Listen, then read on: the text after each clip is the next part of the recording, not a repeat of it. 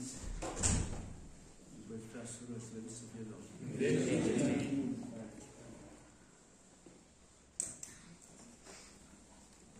Acum o săptămână eram la Galați, comemoram frații din Galați. Astăzi suntem la Suceava, comemorând pe frații înaintași din Suceava. Sigur că 100 de ani de oaste sunt multe lucruri și cu trecerea timpului cei care mai rămân în urmă puțin o să mai cunoască din viața primilor ostași, din viața lor pământească, pentru că a fost o vreme foarte grea în acea vreme. Totul era manual. Nimic nu era mecanic. Deși au dus o viață foarte grea și plină de lipsuri, de îmbrăcăminte, chiar de hrană, așa a fost viața lor. Mai puțin au mai rămas care să mai cunoască vremea prin care au trecut ei. Dacă au mai rămas așa, veți vedea un film care îi spune Moromeții. Acolo veți vedea viața țăranului de la acea vreme. Deci au fost și oameni care au spus ceva, să rămână în urmă. Pentru că vremea trece și noi am învățat foarte mult.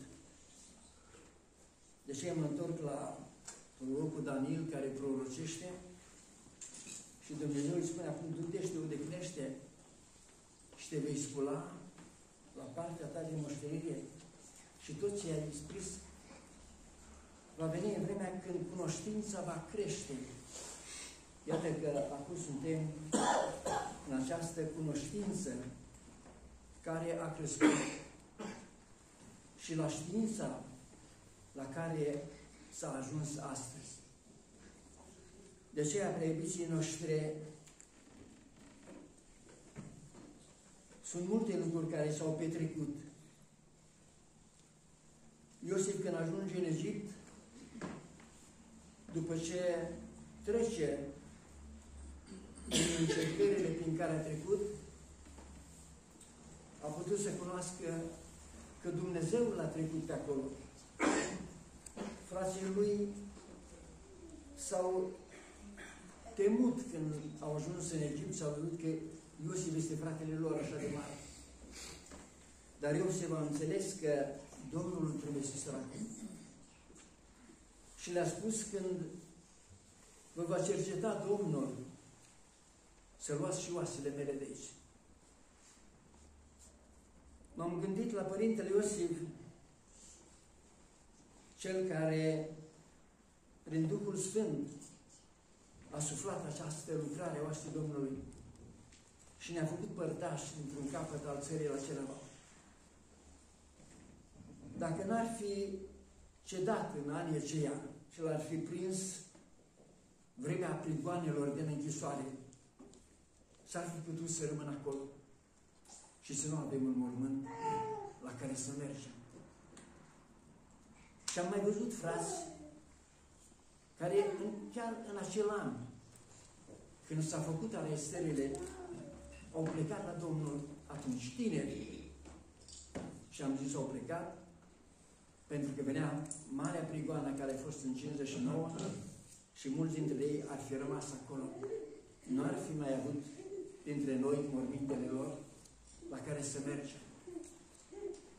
De aceea, preiubiții noștri, astăzi Aș vrea să citesc din Sfântul Apostol Petru,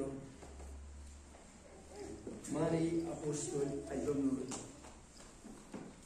Și spun așa în a doua sa epistolă a Sfântului Apostol Petru, câteva versete din capitolul 1.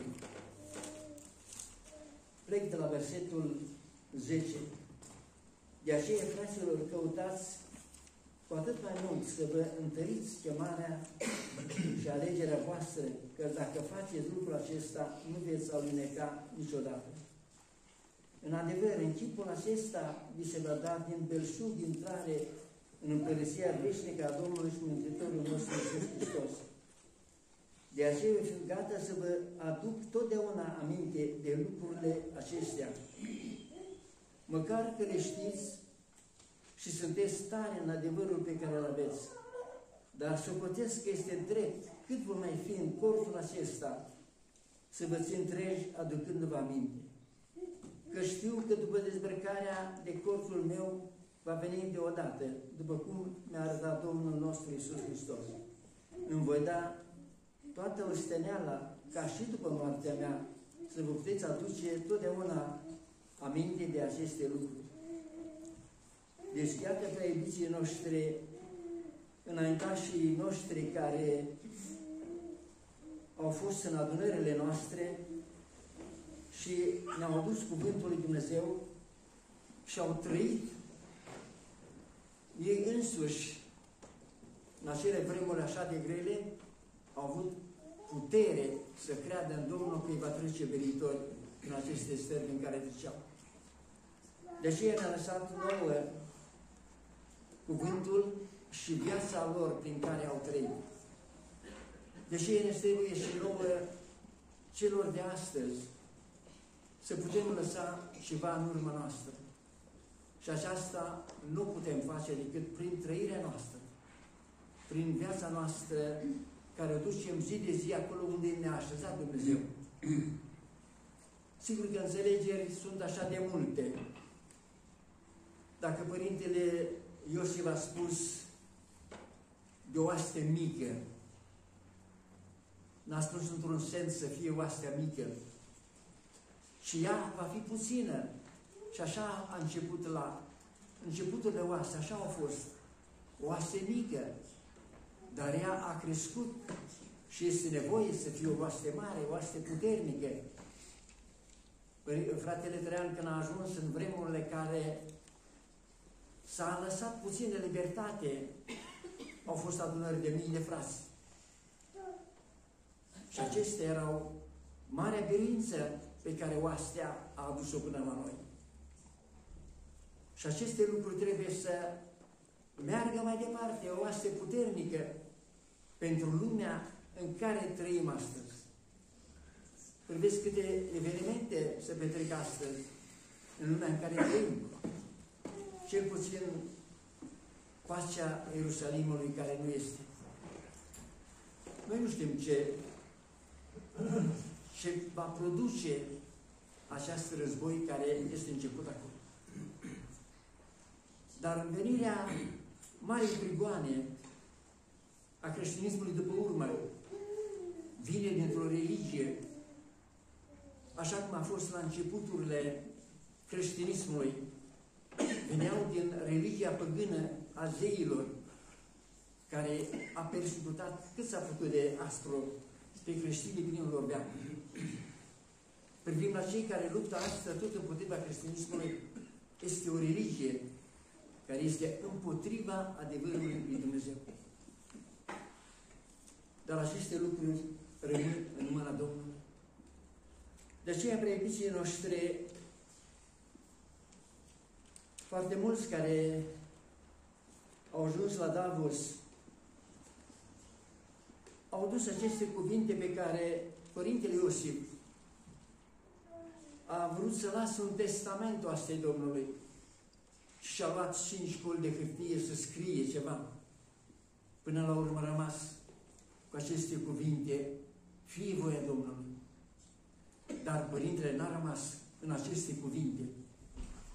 A scris așa de mult că n-a mai terminat lucrarea Duhului Sfânt, a patra carte, apa vie.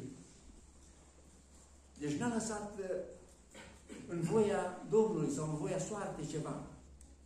Dacă ne-am sămănat un teren undeva și mergem la el să-l vedem plin de buruieni, nu-i putem spune, te las în voia Domnului, pământule. Dar după ce îl prășim, după ce îl luăm buruienile după el, după ce le liberăm, putem să spunem, acum rămâi în voia Domnului. Și Domnul lucrează mai departe. Dar dacă nu dăm râul afară din terenul acela, nu îl putem lăsa în voia Domnului. Deși e și în viața noastră cea duhovnicească, Părintele a scris așa de mult, că spune într-un loc acolo, scoală-te, morarule, că bate vântul. Dar e noaptea, acum e 2 noaptea. Scoală-te, că acum bate vântul. Că moara era pe vânt. Și așa a scris Părintele Iosif toată opera lui pe care ne-a lăsat-o nouă astăzi. De aceea, preibiții noștri, nouă ne-a rămas așa de mult de la înaintașii oaștrii Domnului, dar au lăsat-o în voia Domnului. A spus Părintele Iosif, nu-i oaștea mea. Eu sunt un pitic. Și s-a asemănat cu moara aceea, cu piticul care îl învârtea apa. Așa a fost Părintele. L-a învârtit această apă a Duhului Sfânt și a adus această lucrare a oaștrii Domnului, care a dăinit 100 de ani. Chiar dacă astăzi trecem prin aceste încercări, prin această cernere care o vedem astăzi, ea vine să ne încerce și cred că aici va rămâne oastea cea mică care va putea să biruie până la sfârșit. Dar ea se va alege de la această oaste mare. De acolo ne va alege Domnul pe toți care vom avea putere să putem trăi acest cuvânt al lui Dumnezeu la vremea care se apropie și chiar la vremea la care trăim astăzi. Deși apar așa de multe și crezuri chiar în noastră Domnului, până acolo că nu mai cinstesc pe Maica Domnului în unele locuri, dar este Maica Domnului a născut pe Domnul Iisus, pe Dumnezeu. Nu poate să fie o femeie de rând. Dacă a stat acolo Domnul, poate să vadă putrezirea acolo unde Domnul a stat. Deci nu poate să vadă putrezirea. De aceea, prea iubiții noștri, apar și în lucrarea oastei astfel de duhuri care sunt în lumea protestantă, în lumea tuturor religiilor. Dar noi punem preț pe venirea Domnului Iisus în lume, că a venit prin Fecioara aceasta aleasă de Dumnezeu. Pentru că ce s-a născut în ea era Dumnezeu, era Cel fără de păcat. N-a putut să rămână acolo păcat. Și așa cum biserica noastră o socotește luat acolo, chiar marele Vrumbran al evreilor a spus, oare când va ajunge Domnul în cer să nu ia și pe mama lui la el? Marele Vrumbran al evreilor. De aceea, prea iubiții noștri, vremea aceasta care seamănă așa de multe duhuri în vremea aceasta a noastră în care suntem astăzi. Pentru că și asupra rugăciunilor Sfinților unei sunt împotriva. Dar Sfinții au fost oamenii lui Dumnezeu care au trăit ca Domnul. De aceea citim în Faptele Apostolilor că când a auzit că trece Sfântul Petru pe acolo, i-au scos pe bolnav măcar umbra lui să treacă și spune că i-au făcut bine. Chiar umbra, dacă a trecut peste bolnavii care au fost așezați acolo, s-a făcut bine. Pe Sfântul Apostol Pavel spune șorțurile lui care le-a purtat, dacă îl punea peste bolnavi sau peste îndrăciți, se făceau bine. Deci au fost Sfinții lui Dumnezeu care au făcut minuni ca Domnul și au suferit ca Domnul. Deci cine din cer, când a venit și a spus cine merge pe pământ din cer? Nimeni n-a spus că merge. Dar când Domnul Iisus a venit pe pământ și a vorbit despre împărăția Lui, mulți nebuni pentru Hristos s-au născut. De aceea s-a dus Evanghelia aceasta în toată lumea și a ajuns până la noi. Domnul care ne-a dat o lucrare așa de dreaptă, pe învățătură așa de dreaptă, că nu există nicio confesiune din lume, dreapta credință care este în biserica noastră. Am văzut foarte mulți, au teologie adventiști, au și baptiști teologie, au și celelalte teologie, dar nu se potrivește una cu cealaltă și n-au nicio potrivire cu ceilalți. Ori teologia noastră și învățătura și a părintelui și a fratelui trebuie să potrivește cu ceilalți sfinți ai bisericii noastre. Deci acesta este marele adevăr al lucrării noastre Domnului, pentru că ea a rămas în învățătura sănătoasă al tuturor sfinților care au venit până la noi. Noi n-am făcut o teologia noastră acum, așa cum și-a făcut-o toți ceilalți. Și venim din această învățătură care s-a stat odată pentru totdeauna. Domnul să ne ajute, prea iubiții noștri, să ținem această învățătură a bisericii noastre și a oastei Domnului. Eu o numesc unică lucrare care merge în adevărul lui Dumnezeu. Pentru că citeam în capitolul 1 din Romani și acolo spune, oamenii și-au pus tipuri de animale cu 4 picioare, păsări. Și mai jos spune, oamenii au slăvit făptura lui Dumnezeu, nu pe făcătorul, nu pe Dumnezeu. Dacă mergeți prin alte case necreștine ortodoxe, nu o să vedeți o icoană, dar o să vedeți o cascadă, munți cu zăpezi. Sunt lucruri pe care le-a făcut Dumnezeu, dar nu-i făcătorul. Noi îl avem în bisericile noastre și în casele noastre. Pe însuși făcătorul, Domnul Iisus, care a făcut toate acestea. De aceea este marele adevăr în lucrarea noastră, Domnul. Parcă îmi vine să spun câteodată, nu suntem vrednici de ea, ca să-i facem așa de multe despărțiri. De aceea, aceste toate vin pentru că nu ne-am smerit. Toți suntem mândri și noi ne-am smerit la smerenia care vine Domnul Iisus. Spune Domnul Iisus Filipenilor acolo, n-am vrut să fie ca ceva de apucat că sunt Dumnezeu. Și s-a făcut om Domnul Iisus. Și s-a fost crucificat pe cruce și moare pe cruce, dar om s-a făcut ca să ierte păcatele noastre acolo pe Golgota. Domnul să ne ajute, prea iubiții noștri, și să ne aducem aminte de părinții noștri care au pătimit foarte mult în sărăcia lor, în lipsurile lor pe care le-au petrecut. Când mă trezeam, când mă culcam, mama cârpea izbene, cămăși, plovăre, tot ce aveam. Dormeam și când mă trezeam, mama era acolo, cârpea în continuare. Astăzi cine mai cârpește? Totul se aruncă. Nu avem nimic, avem din destul. Nu suntem în lipsa pe care au trecut. Domnul să ne ajute, prea iubiții noștri, ca această bunăstare, cred eu, că este în vremea noastră. Să nu uităm și noi cum au uitat-o toate țările occidentale. Părintele Iosif ne dădea un exemplu de țările scandinave, de Anglia, țara Bibliei. Astăzi nu mai este. Au aprobat toate fără de legile care sunt pe pământ. Dea Domnul să putem rămâne în lucrarea noastră, ducând adevărul acesta pe care ne-a lăsat Sfinții noștri înaintași. Că Domnul a spus, vor veni Hristos mincinoși în vremea de urmă. Îi veți cunoaște după roadele lor.